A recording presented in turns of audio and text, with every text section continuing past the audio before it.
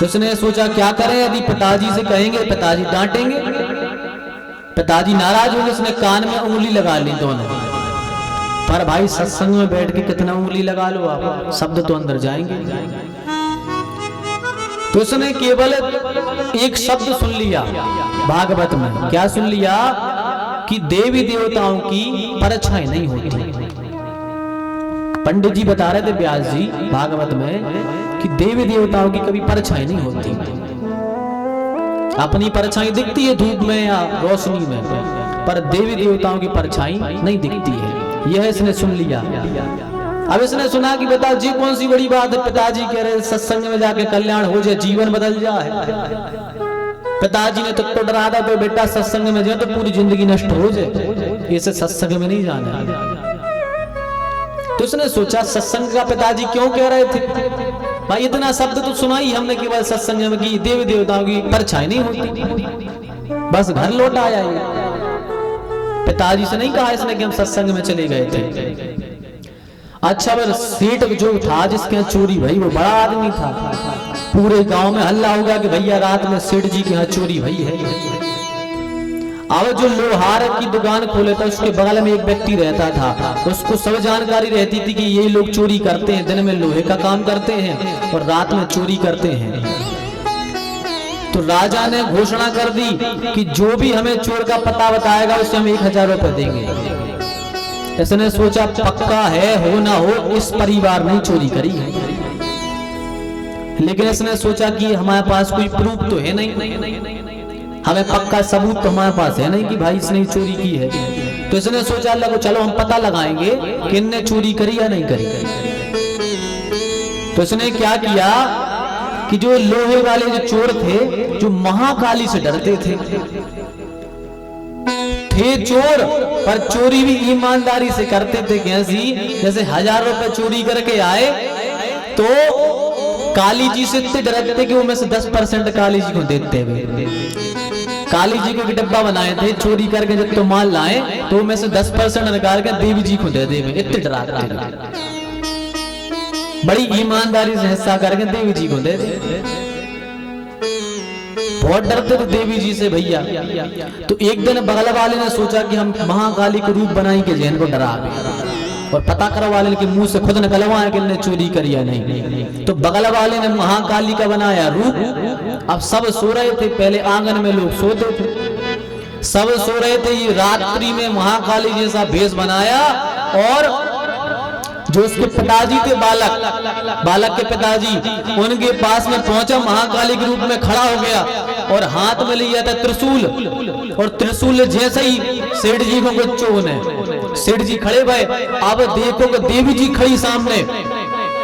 अब महाकाली का रूप जो बना के आया था बोले तुम लोगों ने रात्रि में चोरी की और चोरी का 10% हमें नहीं दिया,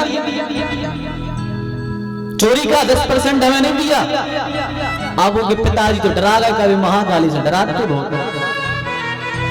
जैसे ही डरे, बगल में दूसरे खाट पर सो रहा था उसका लड़का, उसकी नींद खुली। उसने जैसे ही महाकाली को देखा तो रात्रि में चंद्रमा निकले थे। चंद्रमा पूर्णिमा के दिन था, चंद्रमा निकले थे। तो चंद्रमा में भी इतनी रोशनी होती है, परछाई दिखती है लोगों की, दिखती कि नहीं रात्रि में परछाई दिखती चंद्रमा में। तो बालक उठा, उसने देखा कि देवी जी की परछाई दिख रही है। समझ गया कि जो देवी नहीं है कोई नौटंकीबाज है। उसने लिया हाथ में पत्थर और पीछे से जाकर देवी जी के दव सर में मिलाकर देवी जी गिरा उसके नीचे गिर गए। अब पिताजी डरा गए, बेटा ये क्या किया तुमने, देवी जी को मार दिया। बोले पिताजी जो देवी जी नहीं, जो कोई नकली आए देवी जी को रूप बनाए हैं, देवी जी थोड़ी है। पिताजी ने कहा बेटा तुम्हें कैसे पता जी देवी नहीं है। अब इसने कहा अब क्या करें, हमें पता तो पड़ी थी सत्संग में, अब कह रहे तो पिताजी डांट है। पिताजी बोले बताओ बेटा तुम्हें कैसे पता कि देवी देवताओं की परछाई नहीं होती। तो कहा पिताजी नाराज तो नहीं हो गए। बोले नहीं बताओ। तो कहा पिताजी उस दिन हम चोरी करने गए थे सेठ के यहाँ, रात्रि में हम सत्संग में चले गए और वहां पर पंडित जी बता रहे थे कि देवी देवताओं की परछाई नहीं होती। इससे हमें ज्ञान हो गया और आज हमने देवी को मार दिया। जब ये बात कही तो उसके पिता की भी आंखों से आंसू आ गए। पिता की आंखों से भी आंसू आ के बताओ, आज हम सब राजा के दंड से बच गए। यदि ये कह देता राजा से कि हमने चोरी करी तो हम सब परिवार के जेल में जाते। तो उसका पिता आंखों से रोने लगा और कहा, धन्य है बेटा, देख सत्संग की महिमा कि एक शब्द ने हमें आज दंड देने से बचा लिया, आज हमें जेल में जाने से बचा लिया। उसका बेटा बोला, पिताजी जब एक शब्द ने हमारे लिए आज बचा लिया है तो पर ये चोरी चकारी छोड़ दो और सत्संग में लग जाओ। यदि सत्संग में जाओगे तो निश्चित ये संसार सागर के बंधन से भी छूट करके आप भगवान के श्री चरणों में चले जाओगे। जैसे ही बालक ने ये कहा, उसके सारे परिवार ने चोरी चकारी छोड़ी और सब महात्मा बन के अब तो भगवान का भजन करने लगे, सब भगवान का भजन करने लगे। एक सत्संग के वाक्य से उसके जीवन में परिवर्तन आ गया पूरे परिवार के। तो भैया सत्संग तो लाभकारी है, बस ये है किसी मन से सुनो, मन से सुनना है आपके लिए बस। सत्संग की एक एक शब्द से कल्याण है। तो ये भागवत की कथा शनकादिकों ने नारद जी को सुनाई। नारद जी ने कहा, कैसे कैसे पापी करते हैं। तो कहते हैं, क्रोधाद निदग्धाद उतलाश्च कामिना, जो क्रोधी है, कामी है, लोभी है, वे भी भागवत को सुन लें तो वो भी तर जाते हैं। नारद जी ने कहा, महाराज हमें विश्वास नहीं हो रहा,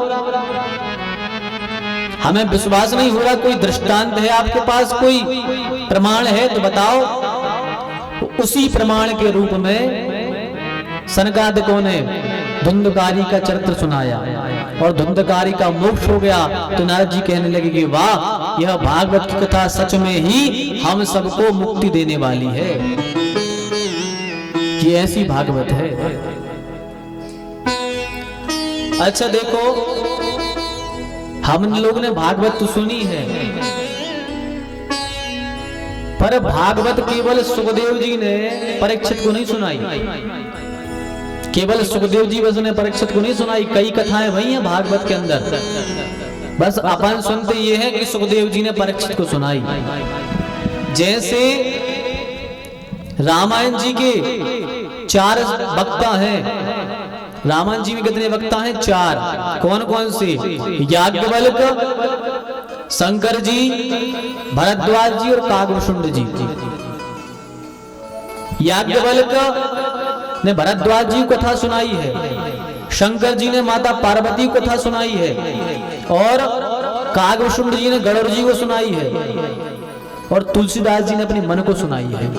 4 वक्ता हैं, 4 श्रोता हैं। ऐसे भागवत भी केवल सुखदेव ने नहीं सुनाई परीक्षित जी को, भागवत के अंदर भी कईयों ने कई को भागवत सुनाई है। मैत्रेय मुनि ने भरद्वाज ऋषि को सुनाई है भागवत। मैत्रेय जी ने किसको सुनाई है? विदुर जी को। भागवत के अंदर भागवत सुनाई गई है। सबसे पहले सुनाई है सुखदेव जी ने, फिर सुनाई है सूत जी ने। एक भागवत सुनाई है सूत जी ने सौनक ऋषियों को, सुखदेव जी ने सुनाई है परीक्षित को, मैत्रेय मुनि ने सुनाई है विदुर जी को।